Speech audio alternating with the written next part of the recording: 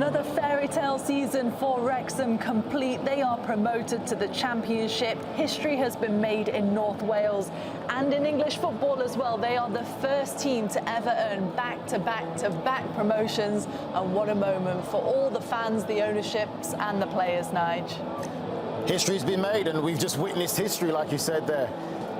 3 times unbelievable. What an absolute job that they have done. We talk about the ownership, we talk about recruiting. They've gone around it the smart way. They haven't just gone and spent in an unwise manner and recruited the wrong type of players.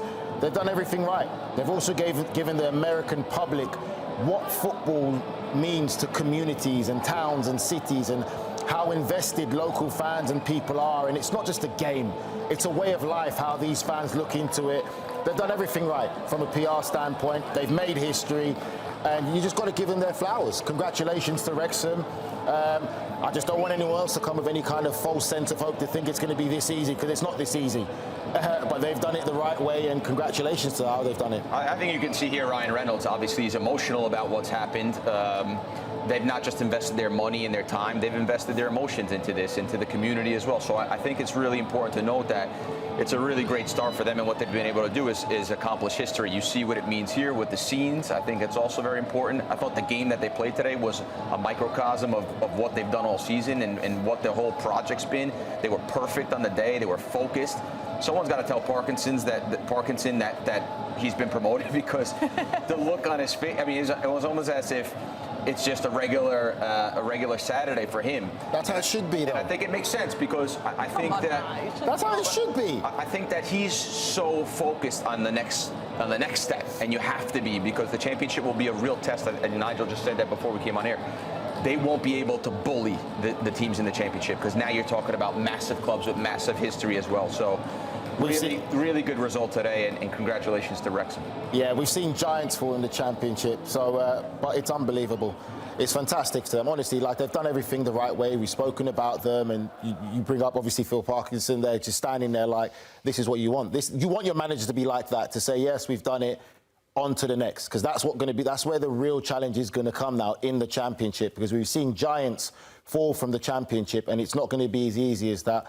But again, I don't want to take nothing away from the ownership group and what they've done, the journey that they've started, and how they've made history before our own eyes. Credit to them. I mean, it's crazy, isn't it, to understand the magnitude of going through 3 tiers of English football in the time that they have done it, in the fashion that they've done it as well. Because, as you said, they didn't bring in a superstar player that's a huge name to just bring all this money into the club. I think also, you know, to be relatable for people watching, is like the PSG thing, when they just signed like Mbappe and Messi and Neymar, and they just kind of went full thrown for it, and it was, you know, that was one way of doing it. It didn't feel organic, you know. This like, they've done it the right way. They've done it, you know, a little bit at a time. Yeah, okay, they have better players than the level that they're in, but I think they've done it. And I remember watching an episode back when they first started this investment in this project, and talking about like the field was no good, and that they were going to have to spend an extra $100,000, and it was like a big issue. And these are sort of the little things that, you know, people think, oh, the owners, they show up and they make a commercial and they bring attention to it and they make a documentary. It's all fun. But what about when you get the phone call that the field's no good for $150,000, and that the roof's leaking, and that they, you know, they can't have ownership to the stand, or whatever, these little things that go on. So it is a hands-on project, and there's a lot of little variables and moving parts. And so it's nice, you know, for them to get to the carrot at the end of the road. That's funny, though, because you talk about the roof leaking. We talk about historic clubs and clubs in England. I mean, Manchester United's roof was leaking in their historic club. You know, they're still going to pay for it. So it can happen. It can happen. But I'll tell you what as well, though. For them as well. I just want to say, so you've got to give credit to ownership, because you talk about Phil Parkinson as well. From what I see outside looking in, I don't know, but it seems that they trust the football people. That's what they've done. They've gone in there. They haven't tried to take control to say, we know football. No, we're fans. We're invested with the fans. We're invested with the community. But they trust footballing people to make the decisions. And everything that Phil Parkinson and his team has done has worked out, because they know the league. They know football. Sometimes that can be a trap for foreign investors, for foreign owners who go into England and they get wrapped around these agents, these snakes, and they're giving these football advices without realising that these players' contracts are guaranteed. If you sign a bad player for millions, you're stuck with that player. You can't get rid of it. So if you don't have the right footballing people around you to give you their honest opinion and what's right for the club, what players are right for the club, you can find yourself in a very big financial black hole. I will say also, like in a crazy world that we're in, when new ownership takes over, you don't really know exactly what you're going to get. All the fans looking like, oh, they've got this much money and this is going to happen, and then maybe something else happens. Or they say they're going in one direction and then they're out. Or they're in and then 2 years later they're out, right? Or they're defaulting and they're selling. So it is a nervous moment. To be fair, these guys have come in and they said, this is what we're trying to do and this is how we're going to do it, and they've stuck to it. They've stuck to the plan. Not only that they've been successful, but they've also done everything they said they were going to do from the start. And they've made community and family and old school, English style football feel around the place, and I think that's really important too to the whole project. That's really well said, because it feels like they've kept the traditions and the core of the club very true. And we sit here on Champions League nights all the time with the richest owners in football and say how the results don't always necessarily match the money that's going into the club. But I suppose for the fans, this is a real special moment, isn't it? Because we said at half-time, you could be a supporter of a club for all your life and you might never see them move out of the tier that they're in. For Wrexham fans, to get to see them go through the ranks of English football, it must be a real dream come true. I mean, I remember when Forest got promoted to the Premier League, that's something I never thought would happen. And now, not only is it great for them, but it's a great example that this is what could happen to your football club, isn't it, Nigel? Yeah, I love using this as an example because I feel that if it's done the right way. The problem is we see this so many times, like Grella says, a new ownership comes, people get sidetracked by, oh, they've got so much money. But just because you've got money doesn't necessarily mean you have to spend money.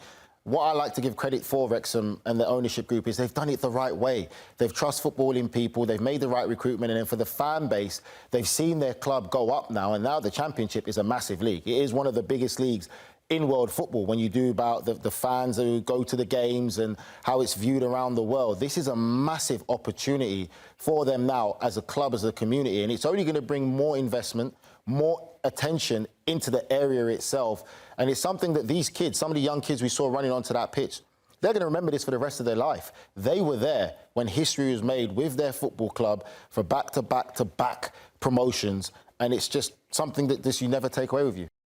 So it's Birmingham City that are going up with Wrexham. Anybody got Wrexham going for a 4th consecutive promotion in a row? Or is this where the back-to-back-to-back promotions end? I'm in America, right? Yeah. I plead the 5th. Well, you didn't at this pre-season. By the way, Nigel said there's no chance for Wrexham to go up this year into the Championship. Are you going to change your mind, Nigel, or are you What, for them to get promoted again in the I plead the 5th, but I don't see it happening. Clip it if you like. Listen. Will. We love to clip things. Clip it. There was a social media thing that we put up on CBS Golazo about Wrexham when they would get to the Prem, if they ever would get to the Prem. And a lot of us, I think, were pretty optimistic in the building. And we got a lot of stick for it because they were like, oh, they're not even going to get out of League One. Well, some of those people were wrong. One of them is sitting here with us. And again, I'll say what I said about League One. I think the Championship will be a big challenge for them. I think it's going to be significant investment in a lot of different areas that'll help them to get forward. But it's possible. I'm not going to count them out. They've done it, so it's possible. So you're not going to give an answer? He's not giving an answer because he loves sitting on the fence. What do you think? I don't think they're going to. Thank you. I really don't. They're not, and I'll tell you this now as well. I think maybe one day they will, but I can't see it happening in the next 2 or 3 years. I don't think it will be automatic. I don't think it will happen next season. The Championship is going to be a period of stability for Wrexham to really build it. The problem they've got as well now is, with this history that they've just made, they are going to be the enemies of a lot of Football League teams, and especially in the Championship. Everyone will be looking forward to that Wrexham game with everything that comes with it, the Hollywood factor, and they would want to beat them. So they've just put themselves as the unlikable child of the group or something. I will also say, in the Championship, as you go up the football leagues, you need more quality in the football, right? You can't just like say, okay, 5-3-2, and we're going to be organized and defend and be good on set pieces. Because really, when they started the season, first half of the season, very low possession, didn't have a clear identity, cross balls, hopeful stuff, didn't score a ton of goals. They've figured out now towards the end, and they've added some quality. The second goal today was as good as it gets in European football. With the ball and the scissor finish, obviously. But But they have to add quality in the Championship. It's not enough to just go there and say, hey, we're just going to look to compete and be organized. You have to add that little bit of more. You know, like Leeds went up with a bunch of quality. Burnley went up with a bunch of quality. Well, and then Premiership is even more. Speaking of that quality, maybe Jamie Vardy is on his way to give this Wrexham team a real chance and a real go of the Championship. Do you like that if it happened, Nigel? Would you see Jamie Vardy being a good fit from Leicester to Wrexham? Jamie Vardy a couple of years ago for sure, but Jamie Vardy now is not the same Jamie Vardy. And you talk about the physicality of the Championship, it's a lot more demanding and end-to-end than the Premier League.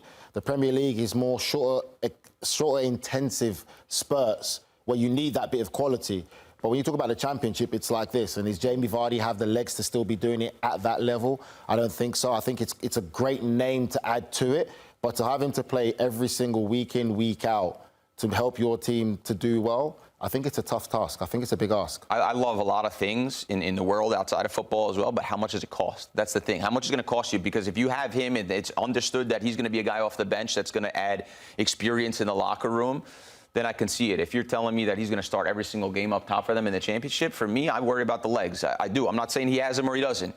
But I will say that it's this game of football that we all love has shifted over the last 10 years to a very athletic game where you have to run a lot. Is for young, athletic, powerful athletes or people, and you need legs to play it. So if I'm building a team to the Championship or even the Premier League or whatever the big project is, I need guys that can compete at the highest level, that can run for 90 minutes, that can be as sharp as a knife at all times. And so I look away from the names in this situation and I look more for what are you going to give us in the pitch. Maybe Kevin De Bruyne from Manchester there we City. go. Here we go. The rumours have started already. I think you've got better option or better opportunities if you're a manager and you go to some of the Premier League big boys, like the Man Cities and all that. They've got some young talent who need experience and exposure. If they're a manager that they trust, they will give you these young players to say, let them get game times and let them enjoy those moments. And in a club like Wrexham, with everything around it right now, it would be a good environment for some of these young kids who are already at big clubs to understand the pressure that comes and understand the attention they're going to get, but understand you still have to perform. So there is really good footballing moves you can make if you've got the right right. I can't get my words out. Right footballing people around you. When I actually it's a really good point because, you know, in England, they use the loan market more than any other market in European football. Like, I grew up watching a lot of Italian football. And then when I went to England and signed there, I was like every other week, I was going on loan. And guys were coming in and out of the locker room going, where are you going today? He'd go, I'm gone for 3 months. I'm going to Swindon Town. And then next day I'd go in the office and be like, all right, I'm here for, I can't wait to get started. And they'd be like, oh, by the way, you're going to Carlisle tomorrow. But it is something that Wrexham could take advantage of because they can get Premier League players that maybe are not playing 90 minutes that they want to get game time. So it's a great point from Nigel. It's a luxurious place to go, it feels like, with all the positive vibes that'll be around them heading into the new Championship season.